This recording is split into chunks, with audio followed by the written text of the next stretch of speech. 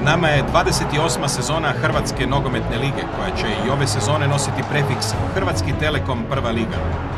Suradnja je počela prije punih 7 godina i upravo uključivanjem Hrvatskog Telekoma način i razina medijskog praćenja domaćeg nogometnog natjecanja podignuti su na sasvim novu razinu.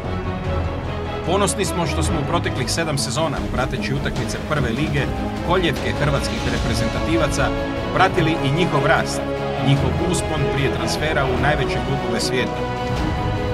Divili smo se njihovoj vještini, njihovim golovima i asistencijama, a to ćemo činiti i dalje. I ove, ali i sljedećih sezona, sve utakmice Hrvatski Telekom prve lige pratite ekskluzivno u ponudi Max TV-a.